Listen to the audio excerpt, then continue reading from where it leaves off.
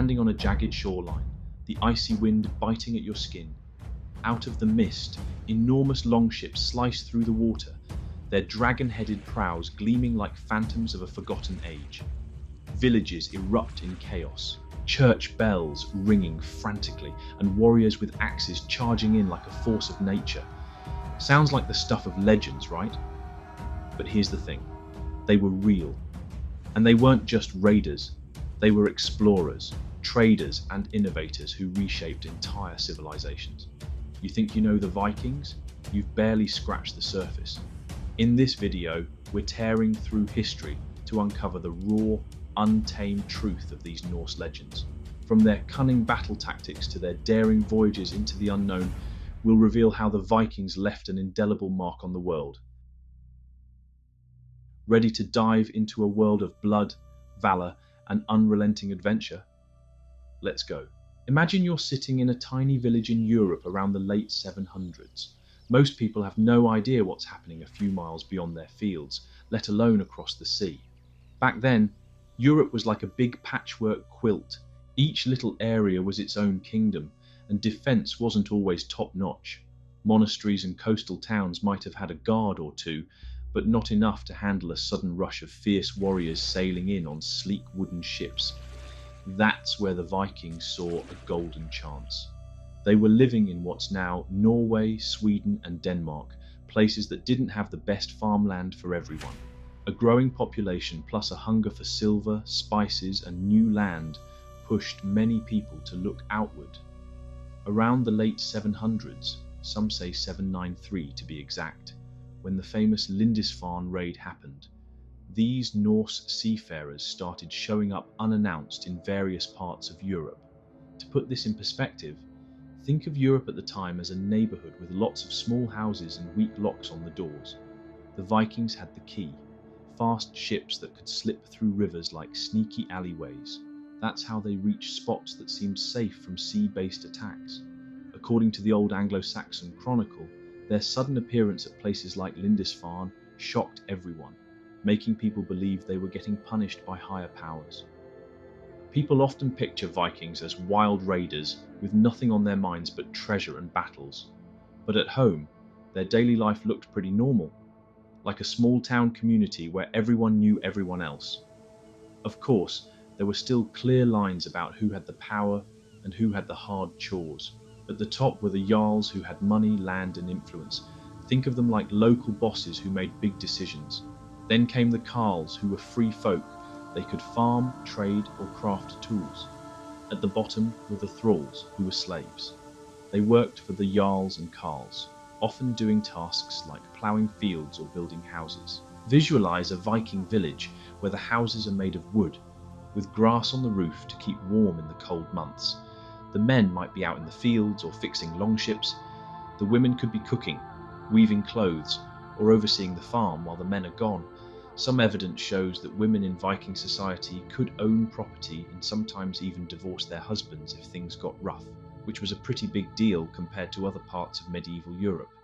Archaeologists have found runestones that mention strong female figures, and there are records of certain women travelling, trading, or maybe even taking part in raids.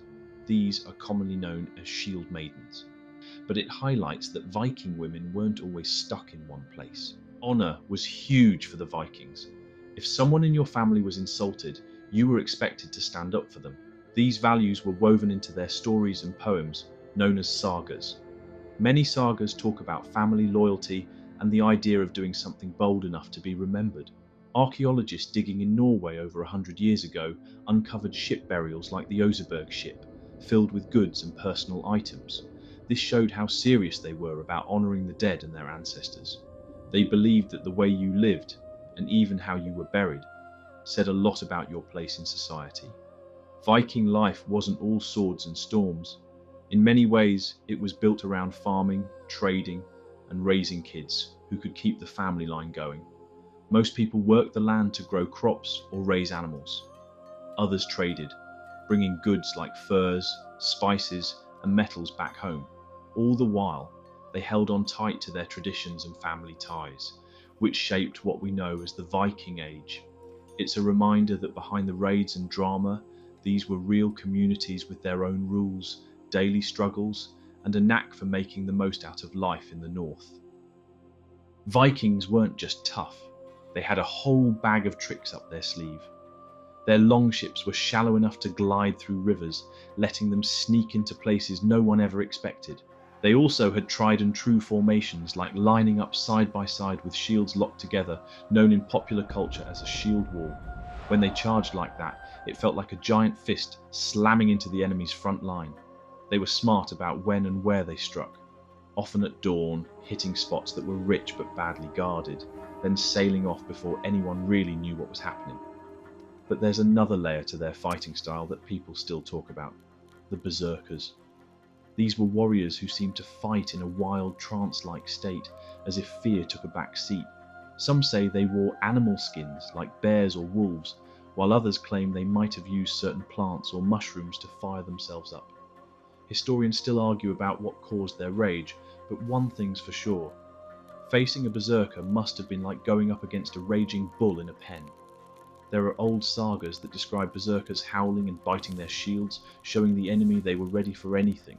Some think that might be exaggerated, but it still paints a picture of just how intimidating they could be. And if you thought Vikings only roamed around northern Europe, think again. Many took a road trip over to the east, ending up in places like what we now call Russia and Ukraine. Some even reached Constantinople, today's Istanbul, and signed up as elite guards for the Byzantine emperor. They formed what was known as the Varangian Guard. These guys were the emperor's personal protectors, which is kind of wild if you think about it. A bunch of Norsemen, famous for raiding, now serving as top-tier security in one of the most glamorous cities of the time. The Varangian Guard was known for its loyalty and fierce combat skills, and some of these soldiers used the same tried-and-true Viking tactics on the battlefield, just in a new setting. All in all, the Vikings combined cunning raids, solid teamwork, and raw courage to leave their mark. From quiet attacks at dawn to unstoppable shield walls, and yes, the occasional berserker meltdown, they had a style that made armies across Europe and beyond pretty nervous whenever they spotted a sail on the horizon. And their influence didn't stop at the edges of the known world. Whether it was in a windswept village in England or the grand streets of Constantinople, Viking warriors made sure everybody knew exactly what they could do when they set their minds to it. When most people think about Vikings, they picture giant axes and shiny swords, but Vikings actually had a whole toolbox of weapons. A sword was often the top dog in this toolbox. Some even had names etched on them. One famous style was the Ulfbert sword, crafted with steel so pure that some say it's as good as modern high-grade steel. Having one was like driving the coolest sports car on the block. It turned heads and showed you meant business. Axes came in all shapes and sizes. Some were just regular farm tools that worked fine in a fight. Others were designed specifically for war, like the Dane axe. That one had a long handle and a broad blade that could split a shield like firewood if used right. And while Vikings are known for charging in face-to-face, they did use bows for both hunting and war, taking down enemies from a distance before rushing in. Then there were the shields, round, usually wooden, and featuring a metal boss at the centre. Vikings painted them in bold colours or patterns, partly for style but also to stand out in battle. Imagine a line of warriors locking these shields together, like a wall that walked toward you. It was intimidating, especially when backed up by axes and swords. The quality of craftsmanship mattered a lot. Blacksmiths who knew how to fold steel to make it strong were highly respected. A sturdy blade could turn the tide of a fight. Some warriors carved runes or symbols on their weapons for extra luck or to honour the gods. And archaeological finds show that Viking weapons sometimes had fancy decorations made of silver or copper. That wasn't just for vanity, it also showed how wealthy or important the owner was. All these tools, swords, axes, spears, bows and shields, worked together to give Vikings a massive advantage when they raided or defended their homes. It wasn't only their boldness in combat, it was also their gear, which was crafted with skill and used with deadly precision. That mix helped them become legends of their time, inspiring both awe and fear wherever their ships landed. A lot of Viking courage came from their belief that dying in battle wasn't the worst thing in the world. In fact, many thought it was a one-way ticket to Valhalla, which was like their version of an afterlife party hall. They pictured Odin, one-eyed, wise, and always searching for knowledge, as a kind of father figure who rewarded bravery. Thor, on the other hand, was the hammer-wielding protector who made thunder. And let's not forget Loki, the trickster who kept everyone on their toes.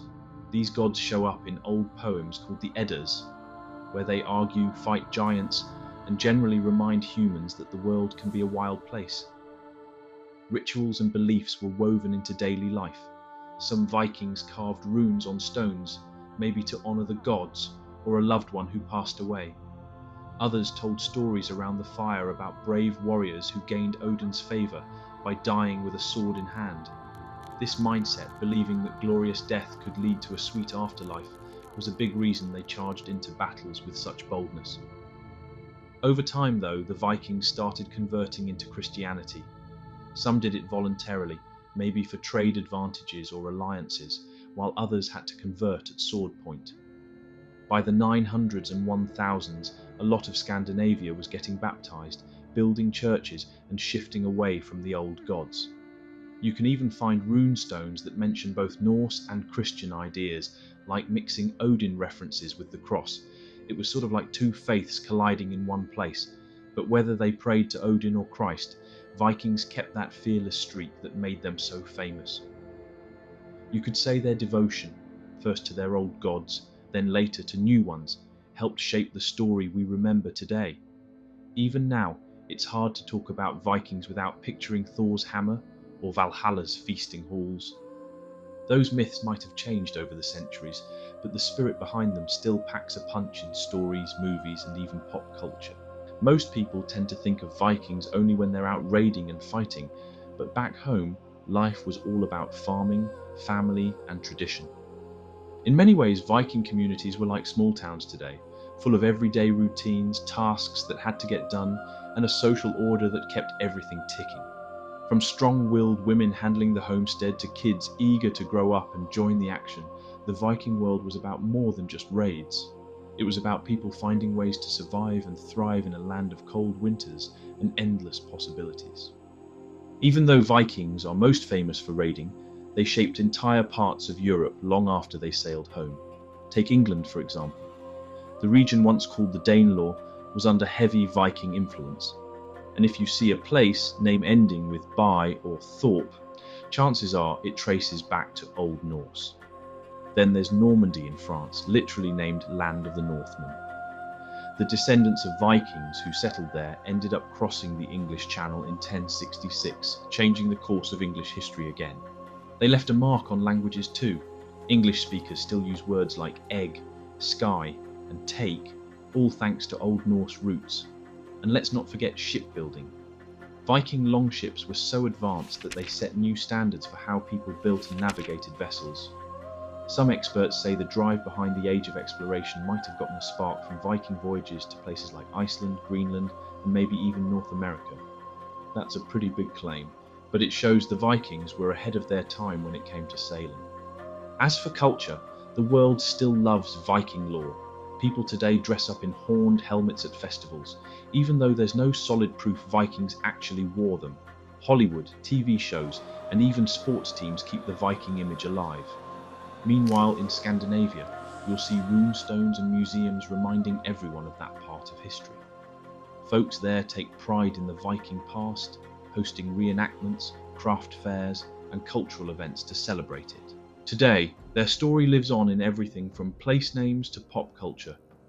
Every time someone uncovers an old runestone or decodes a saga, we learn more about how these sea-traveling adventurers changed the map, the languages, and the people they met. That's a legacy that's still growing, centuries after the last Viking longship vanished over the horizon. So that's the Viking Age in a nutshell. Ships slicing through icy waters, fierce raids, strong family ties, and a mix of beliefs that powered their boldness. It's easy to think of them just as wild warriors, but we've seen they were also farmers, traders, parents, and pioneers. They built advanced ships that carried them to distant shores, formed new settlements, and left marks on languages and cultures we still see today. All those place names, words in our dictionaries, and old runestones are like tiny time capsules, reminding us that these folks changed the world in more ways than one. What's maybe most striking is how they balanced a tough, risky life with deep respect for honour and tradition. Sure, they raided and fought hard, but they also valued stories, good craftsmanship, and the bonds within a community. And even though their era ended about 1,000 years ago, people are still drawn to their spirit of adventure. From TV shows to museums in Scandinavia, the Viking legacy still calls to anyone who loves a good story about courage and discovery. Maybe the biggest takeaway is that history is never just black and white. Vikings weren't just heroes or villains. They were real humans who faced challenges and had dreams like the rest of us. If you dig into their sagas or look at the artifacts left behind, you'll find a world that's both familiar and wildly different from our own. And that's what keeps us coming back to their tales. The sense that no matter how many centuries pass, we still have a soft spot for a good adventure and a bold spirit. If you made it this far, then thank you, it means a lot. If you enjoyed this video, please don't forget to like and subscribe. I'd really appreciate it. Until next time, stay curious.